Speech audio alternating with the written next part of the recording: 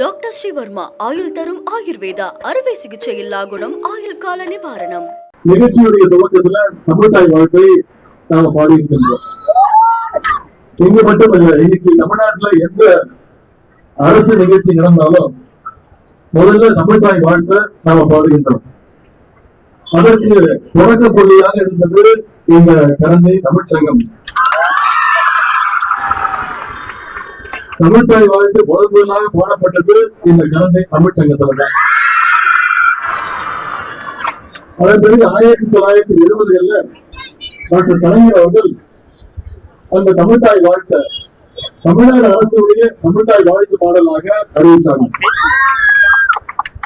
இது வெறும் தமிழ்தாய் வாழ்த்து பாடல் தான், இதற்கு எங்கிருந்து நம்முடைய மரியாதை செலுத்த தேவையில்லை என்று ஒரு கூட்டம் சொல்லிச்சு. இன்னும் சில பேர் சட்டப்பேரவையில் இந்த பாட்டையே பாடக்கூடாது அப்படின்னு ஒரு கூட்டம் சொல்லிச்சு. ஆனா இந்த பாடல் தமிழ்நாடு அரசுடைய ஸ்டேட் ஆந்தம், மாநில பாடல் என்பதை அறிவிச்சு அதை பாடும்பொழுது அனைவரும் எந்திரிச்சிருந்து மரியாதை செலுத்த வேண்டும் என்று அரசாணை போட்டவர் டாக்டர் கலைஞர் அவர்கள். அதை பிறகு நம்முடைய முதலமைச்சர் அவர்கள். ஆகிய தமிழ்நாட்டிற்கு தமிழ்தாய் வாழ்த்த உறுதி செஞ்ச இந்த கரந்தை தமிழ்ச்சங்கத்திற்கு வருவதை நான் மிகுந்த பெருமையாக கருதுகின்றேன். இந்த தமிழ்ச்சங்கத்தின் மீது கலைஞர் அவர்களுக்கு எப்பொழுதும் மிகப்பெரிய ஒரு மற்றும் ஈடுபாடு உண்டு. குறிப்பா சொல்லணும்னா 1962ஆம் ஆண்டு சட்டமன்ற தேர்தலில் கலைஞர் அவர்கள் தஞ்சையில போட்டியிட்டப்போ இந்த கரந்தை பகுதியில் இருந்துதான் தன்னுடைய தேர்தல் பணிகளை அவர் செஞ்சார். கலைஞர் அவர்கள் இன்னைக்கு சட்டமன்ற தேர்தலில் கரந்தை தமிழ்ச்சங்கத்துடைய நிர்வாகிகள் அத்தனை பேரும் பிரச்சாரத்தில் ஈடுபட்டாங்க. அப்படிப்பட்ட கரந்தை தமிழ்ச்சங்கத்துல இன்னைக்கு கலைஞருடைய சிலையையும் ஐயா ராமநாதனுடைய சிலையையும் திறந்திருக்கின்ற வாய்ப்பை கொடுத்த இந்த தமிழ்ச்சங்கத்துக்கு முதல்ல என்னுடைய நன்றியை நான் தெரிவித்துள்ளேன். 1911 துவங்கப்பட்ட இந்த சங்கம் இன்னைக்கு 100 ஆண்டுகளை கடந்து இந்த சங்கம் தமிழ் சேவை, கல்வி சேவைன்னு சிறப்பா செயல்பட்டு வருகின்றது. தமிழுக்கு வர்ற ஆபத்துகளை எதிர்க்கிறது ஒரு பக்கம், தமிழுடைய சங்கத்துடைய பணிகள் மிகச் சிறப்பாக அமைஞ்சிருக்கு. தமிழை செம்மொழியாக அறிவிக்கணும்னு 1920 தீர்மானம் போட்டது, முதல் தீர்மானம் போட்டது இந்த கரந்தை தமிழ்ச்சங்கம் தான். இந்த சங்கத்துடைய தலைவராக பணியாற்றி செம்மொழி வீரர் ராமநாதனுடைய பங்கு மிகுந்த சிறப்பு வாய்ந்தது, முக்கியம் வாய்ந்தது.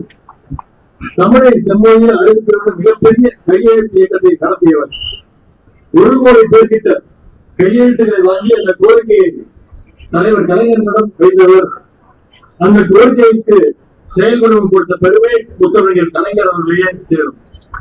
அதே போல தமிழுக்கு தனி பல்கலைக்கழகம் தேவைன்னு இந்த கரந்தை தமிழ்ச்சங்கம் தான் முதலாக தீர்மானம் போட்ட சங்கம். எல்லாத்தையும் விட ஒரு கூடுதல் மிகப்பெரிய ஒரு சிறப்பு என்னன்னா 1937 கல்வி நிறுவனங்கள்ல இந்தி மொழியை திணிக்கும் போது அதை எதிர்த்து தீர்மானம் போட்டதும் இந்த கரந்தை தமிழ்ச்சங்கம் தான்.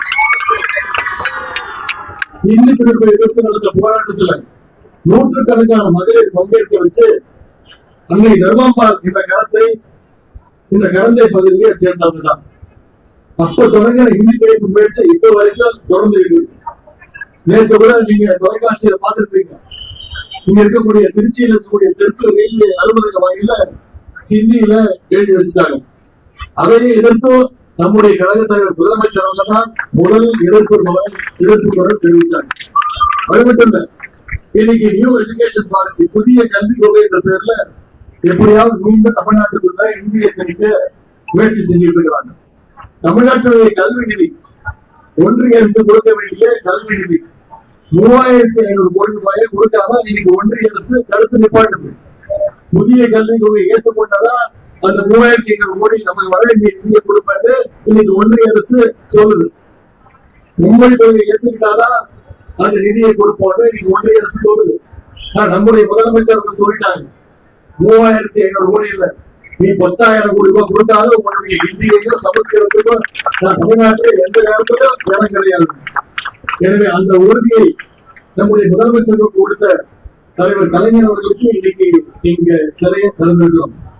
அதே மாதிரி விசா சட்டம் வந்த காலத்துல திமுகவுடைய பொதுக்குழு நடத்த தமிழ்நாட்டில் யாரும் இடம் தரல.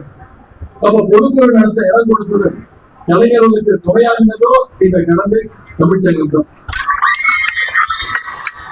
கலந்து தமிழ்ச்சங்கத்தின் மேல கலைஞர்களுக்கு மாறாத பற்று உண்டு, பாசம் உண்டு. அதனால்தான் இந்த சங்கத்துடைய வாழ்நாள் உறுப்பினரா கலைஞர் அவர்கள் தன்னை இணைச்சிட்டார். இந்த தமிழ்ச்சங்கத்தை போல தமிழ்களுடைய வளர்ச்சிக்காக கலைஞர் அவர்கள் பல்வேறு திட்டங்களை செஞ்சிருக்கிறாங்க. முத்தமிழ் அப்படின்னா இயல் இசை, இயல் தமிழ், இசைத்தமிழ், நாடக தமிழ் அப்படின்னு சொல்லுவாங்க. ஆனா அதையும் தாண்டி அழகிய தமிழை வளர்த்தவர் டாக்டர் கலைஞர் அவர்கள். கலைஞருடைய வழியில் இன்னைக்கு நம்முடைய முதலமைச்சர் அவர்கள் அவரது தலைமையிலான திராவிட மாடல் அரசு இன்னைக்கு தமிழ் வளர்ச்சிக்காக ஏராளமான திட்டங்களை செஞ்சிட்டு இருக்கு. தமிழுடைய தொன்மையை வெளி உலகத்திற்கு சொல்ற வகையில வேர்ச்சொல் ஒப்பீட்டு ஆய்வுகள் தொடர்ந்து நடத்தப்பட்டு வருது. தமிழ் அறிஞர்களுக்கு விருதுகளும் தேசிய சர்வதேச விருதுகளை பெற்ற எழுத்தாளர்களுக்கு வீடுகளும் நம்முடைய முதலமைச்சர் தொடர்ந்து வழங்கி வர தமிழனுடைய அரிய நூல்கள் எல்லாமே இன்னைக்கு டிஜிட்டல் வடிவில் மாற்றப்படுது. தமிழ் இருக்கக்கூடிய சிறந்த நூல்கள் இன்னைக்கு உலகத்தில் இருக்கக்கூடிய பல்வேறு மொழிகள்ல மொழிபெயர்க்கப்பட்டு வருகிறது. அதே போல உலகின் சிறந்த நூல்களை எல்லாம் தமிழ்ல கொண்டு வர முயற்சிகளை நம்முடைய அரசு எடுத்து வருகின்றது. தமிழ் வளர்ச்சிக்கு நாம இன்னைக்கு இவ்வளவு பணிகளை செஞ்சுட்டு வரோம். ஆனா ஒன்றிய அரசு சமஸ்கிருதத்தை வளர்க்கிறதுல மட்டும்தான் அக்கறை காட்டிட்டு வருகிறது. ஒன்றிய அரசு கடந்த 10 ஆண்டுகள்ல சமஸ்கிருத வளர்ச்சிக்காக மட்டும் ஒன்றிய அரசு ஒதுக்கின தொகை 2500 கோடி ரூபாய். ஆனா நம்முடைய தமிழ் மொழி வளர்ச்சிக்காக ஒன்றிய அரசு ஒதுக்கின தொகை வெறும் 147 கோடி ரூபாய். தமிழ்னு சொல்லி இன்னைக்கு மக்களை ஏமாற்றுகின்ற வேலையை ஒன்றிய அரசு செய்து வருகின்றது. அந்த ஏமாற்று வேலைகளெல்லாம் நாம் அனைவரும் ஒன்றிணைந்து முறியடிக்க வேண்டும். உண்மையாக தமிழுக்காக உழைப்பவர்கள் யார், போலியாக நடிப்பவர்கள் யார் என்பதை மக்களுக்கு நாம வெளிச்சு போட்டு காட்ட வேண்டும். எனவே இந்த முக்கியமான நேரத்தில் இங்க இருக்கக்கூடிய நீங்க அத்தனை பேரும் நம்முடைய முதலமைச்சர்களுக்கு உறுதுணையாக நீங்கள் இருக்க வேண்டும். அன்னை தமிழை காப்போம், ஆதிக்க மொழி திணிப்பை என்றும் வீழ்த்துவோம்.